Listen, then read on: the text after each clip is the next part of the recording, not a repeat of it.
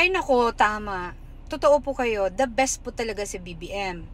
Eto tingnan mo una, sa panahon lang niya na nagsabi ang NEDA na 64 pesos ay kasya para sa isang tao for 3 meals. 'Di ba? Isang katiting na rice, isang katiting na meat, isang katiting na vegetable. Aba, 'di ba? Nakakapag-diet ka. Yan, 21 pesos mo na yan, 'di ba? Sana mabusog kayo. Pangalawa, ang daming binentang gold, 'di ba? The best, no? At sinasabi pa nila kasi nga mataas daw yung gold ngayon. Kailan ba bumaba ang presyo ng gold, ang value ng gold? Pataas nga yan ng pataas. Kaya nga, ang ibang bansa ay nagre-reserba ng maraming gold.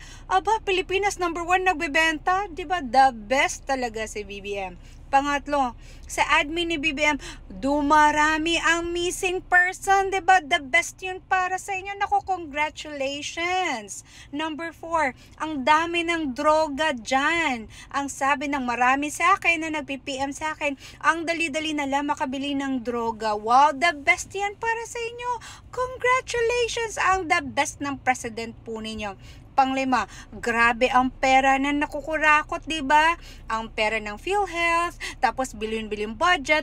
Huwag na nating idamay pa yung flood project nila, 'di ba? Na 5.5 billion ba 'yon? Pasensya na hindi ako masyado nakakaalala, pero naku, wag natin 'yon sabihin kasi 'di ba, the best ang president po ninyo. So, para sa akin, kung yan ang the best nyo, nako, good luck na lang Pilipinas.